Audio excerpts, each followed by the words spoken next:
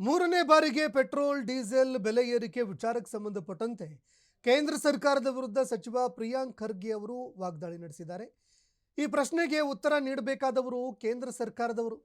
ಉಳಿದ ಎಲ್ಲ ಕಡೆಯೂ ಕೂಡ ಬಿಜೆಪಿ ನಾಯಕರು ಮಾತನಾಡ್ತಾರೆ, ಆದರೆ ಈ ವಿಚಾರಕ್ಕೆ ಸಂಬಂಧಪಟ್ಟಂತೆ ಅವರು ಮಾತನಾಡೋದಿಲ್ಲ. ವಾರಕ್ಕೆ 3 ಬಾರಿ ಬೆಲೆ ಏರಿಕೆ ಮಾಡ್ತಾರೆ. ಬೆಲೆ ಏರಿಕೆಯಿಂದ ತರಕಾರಿ ಬೆಲೆ ಕೂಡ ಜಾಸ್ತಿ ಆಗ್ತಾ ಇದೆ ಅಂತ ಪ್ರಿಯಾಂಕ್ ಖರ್ಗೆ ಕಿಡಿಕಾರಿದ್ದಾರೆ.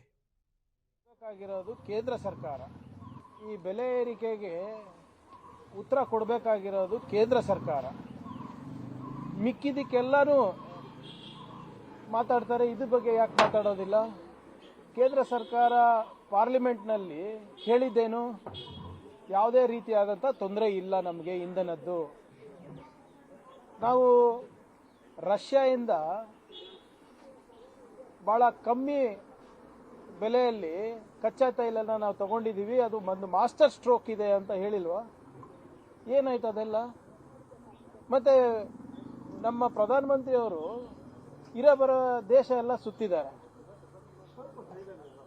ಎಲ್ಲ ಕಡೆ ಹೋಗ್ಬಿಟ್ಟು ನಮ್ಮ ರಾಷ್ಟ್ರಕ್ಕೆ ಒಳ್ಳೇದಾಗಿದೆ ಅಂತ ಅವರು ಪೇಪರ್ನಲ್ಲಿ ಹೇಳ್ತಾ ಇದ್ದಾರೆ ಹೊರತು ಜನರ ಕಣ್ಣಿಗೆ ಯಾಕೆ ಕಾಣ್ತಾ ಇಲ್ಲ?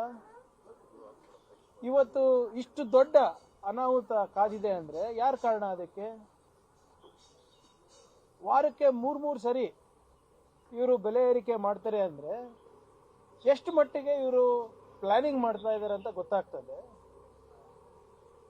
ಮತ್ತೆ ಯಾವ ರೀತಿ ಇವರ ನೀತಿಗಳು ವಿಫಲ ಆಗ್ತಾ ಇದೆ ಅಂತ ಕೂಡ ಎದ್ದು ಕಾಣ್ತಾ ಇದೆ. ಮತ್ತೆ ಮಾತು ಮುಂಚೆ ಎಲ್ಲರೂ ಇವ್ರ ಬೆಸ್ಟ್ ಫ್ರೆಂಡೇ ಅಂತಾರೆ, ಆದರೆ ಇವರ ಸ್ನೇಹಿತರಿಂದ ನಮ್ಮ ರಾಷ್ಟ್ರಕ್ಕಾಗ್ಲಿ ನಮ್ಮ